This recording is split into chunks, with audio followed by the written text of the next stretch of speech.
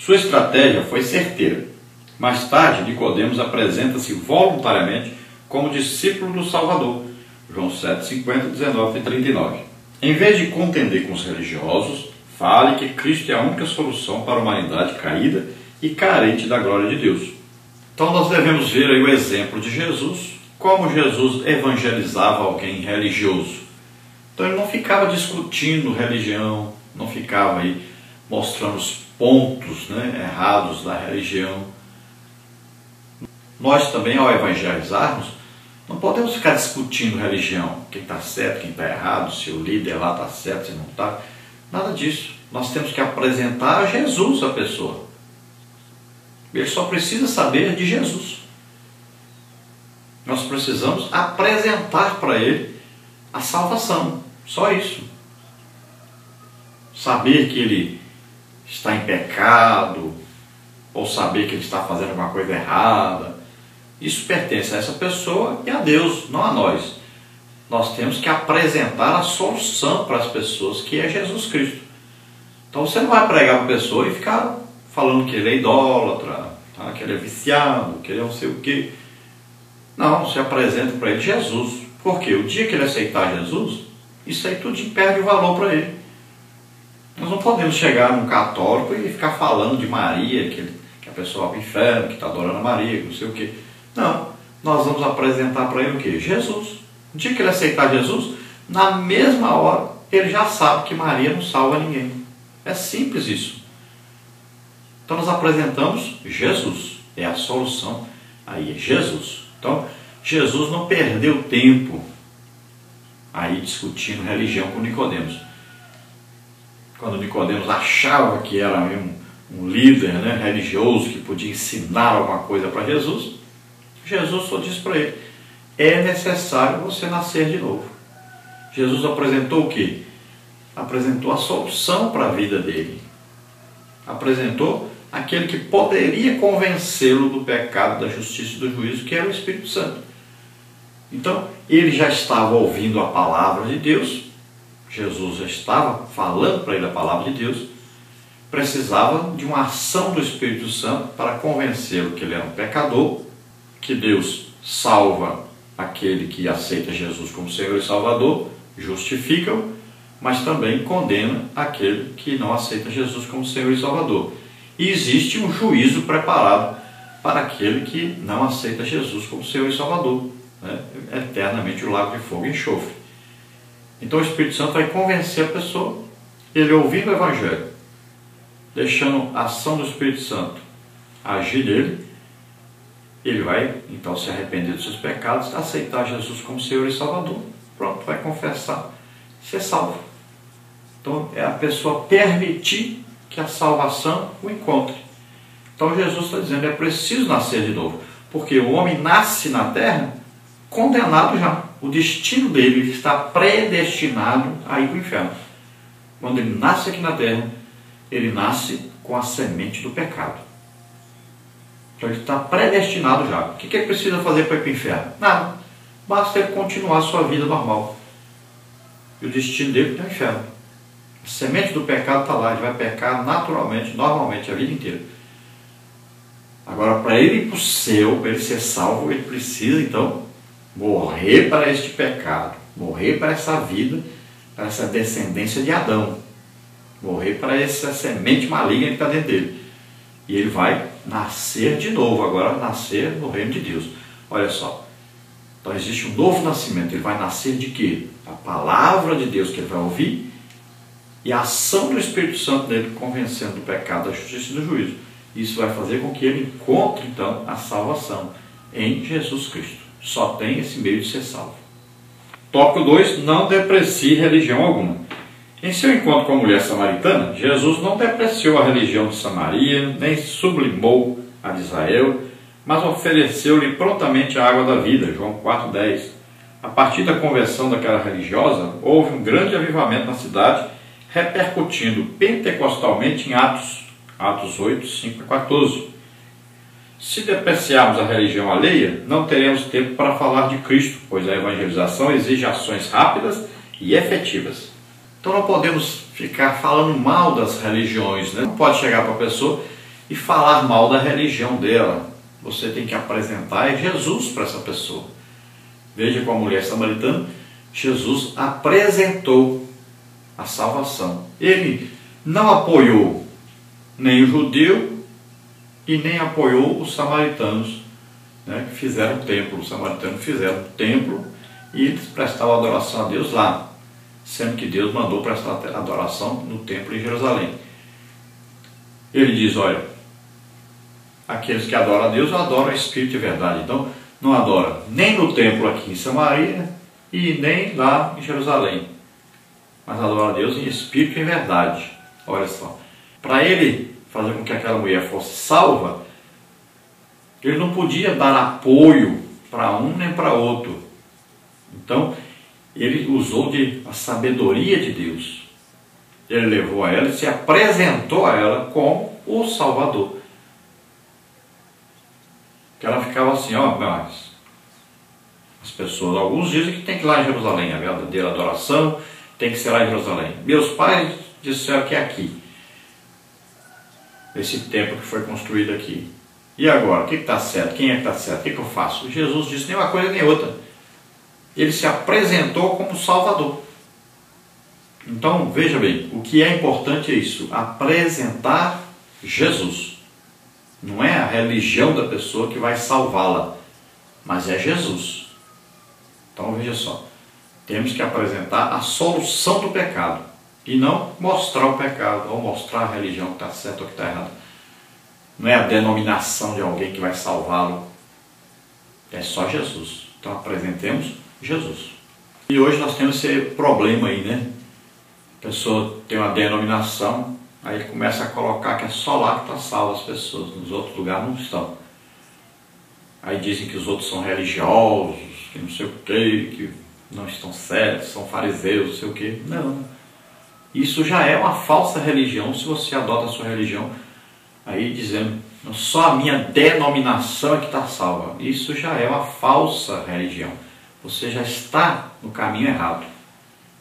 Não é a denominação que salva alguém, é Jesus Cristo. Veja bem que essa mulher samaritana, ao se converter, ela trouxe toda uma cidade para Jesus. E depois, quando Filipe vai a Samaria pregar o Evangelho, multidão de pessoas se convertem e ali grandes sinais, prodígios, maravilhas ocorrem. Depois os apóstolos vão lá ainda orar por eles e eles são batizados no Espírito Santo. Veja bem, eles estavam ali unanimemente ouvindo a palavra, alegres, felizes com a pregação do Filipe. E a Bíblia diz por quê? Porque ouviam e viam sinais que Filipe fazia. Então se convertiam, viam que Deus estava realmente na vida do Filipe. E depois que se convertiam, os apóstolos então foram chamados, né? Foram lá Pedro e João para lá, para orar por eles, para que eles fossem batizados no Espírito Santo. Era importantíssimo e necessário o batismo no Espírito Santo. Tanto é que escolheram os dois principais apóstolos e enviaram para Samaria, para que eles pudessem receber o batismo no Espírito Santo. Então já é um resultado da pregação de Jesus lá para a Samaritana. Essa conversão em massa aí, quando Filipe estava em Samaria. Então se a pessoa ficar discutindo religião, vai perder o tempo que era para evangelizar, mostrar Jesus, vai acabar perdendo esse tempo todo em discussão, que não vai chegar a lugar nenhum. Às vezes pode até chegar em inimizades, né? Em divisão, e a pessoa nem querer ouvir mais você. Então, apresente Jesus. Tópico 3 mostra a verdadeira religião. Sem ofender a religiosidade de seus ouvintes, mostre em Jesus Cristo a verdadeira religião. Foi o que Paulo fez em Atenas, tendo como ponto de partida o altar ao Deus desconhecido, anunciou-lhes Cristo como o único caminho que salva o pobre e miserável pecador. Atos 17, 26 a 34. Se agirmos assim, teremos êxito na evangelização dos católicos, espíritas, judeus, muçulmanos, ateus e desviados. Então veja que Paulo nos dá um exemplo, quando ele chega em Atenas, né, ele vai achar um ponto ali, um ponto comum onde se apoiar para evangelizar aquelas pessoas, para apresentar o evangelho àquelas pessoas. Ele não ficou ali discutindo religião, filosofia, ali existiam vários filósofos. Então, ele apresentou um ponto comum. Olha, vocês têm um Deus aqui desconhecido. Esse Deus Veja bem, o apóstolo Paulo não está dizendo essa imagem aqui que vocês podem colocar aqui onde não está escrito aqui Deus desconhecido, vocês podem colocar uma imagem aqui, esse é o Deus verdadeiro. Não. Paulo diz, esse Deus que vocês não conhecem ainda, esse é que eu estou aqui pregando a respeito dele. E ele diz, esse Deus é criador de todas as coisas, e só se chega a ele então, apresentou a solução, só se chega através de Jesus Cristo. Em Jesus está toda a plenitude. Jesus não disse, eu sou como Deus, ou sou servo de Deus, ou parecido com Deus. Ele diz, eu sou Deus. Ele se declarou Deus. Então só se chega realmente a Deus através de Jesus. E é isso que nós temos que apresentar às pessoas. A verdadeira religião, existe uma verdadeira? Existe uma verdadeira. É aquela em que você está em intimidade, é uma vida de intimidade com Deus. É uma vida de amizade com Jesus Cristo, com o Espírito Santo. Nós temos um amigo íntimo que mora dentro de nós, o Espírito Santo. Então nós conversamos com Ele. Nós falamos com Deus todos os dias. É uma intimidade, onde quer que nós estejamos, nós estamos o tempo todo falando com Deus.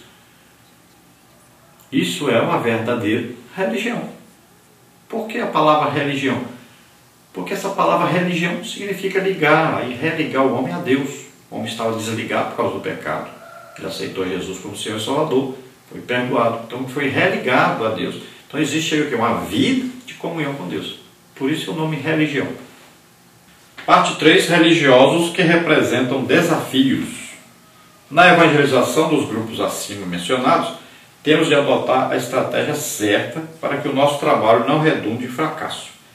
Daremos algumas informações deste tópico que poderão ser bastante úteis.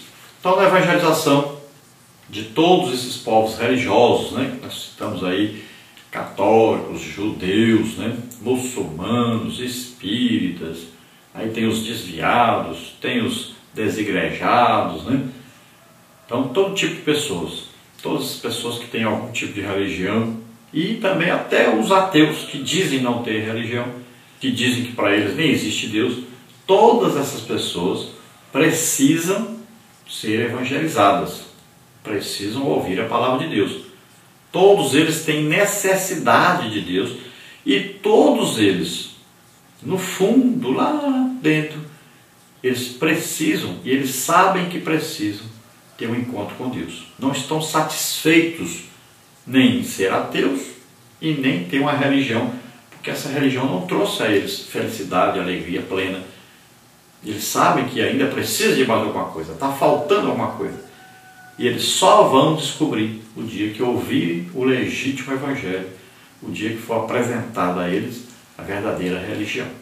Então, na parte 3, religiosos que representam desafios, nós temos tópico 1, católicos romanos, tópico 2, espíritas, tópico 3, judeus e muçulmanos, tópico 4, ateus. Tópico 5, os desviados do Evangelho. Vamos começar então com o tópico 1, católicos romanos. Embora nominalmente cristãos, os católicos acham-se presos à idolatria, ao misticismo e boa parte deles a um perigoso sincretismo. Por isso, em sua evangelização, não ofenda Maria nem os santos venerados por eles. Evite apontar a igreja evangélica como superior à católica. Antes, exponha-lhes Jesus como o caminho, a verdade e a vida. João 14,6. Entregue-lhes folhetos com o endereço de sua igreja para que os convertidos sejam bem discipulados. Então, católicos, né, como a maioria dos brasileiros se declaram católicos. Veja bem, às vezes a pessoa vai lá a uma missa, né, uma vez por mês, às vezes aí durante o ano todo, uma vez, 2 vezes, mas ele se declara católico apostólico romano porque herdou essa religião dos seus pais. Então veja só, essas pessoas, eles têm um problema na religião deles que é a idolatria, né? Principalmente isso, veneram santos, mas se você falar com eles que eles adoram imagem, eles vão dizer que de jeito nenhum, é só uma representação e tal. Então não discuta isso, não fique falando da idolatria deles. Tem outro problema que eles colocam Maria acima de Jesus. Então, eles só vão saber a verdade depois que aceitarem Jesus como Senhor e Salvador. Não adianta você ficar discutindo isso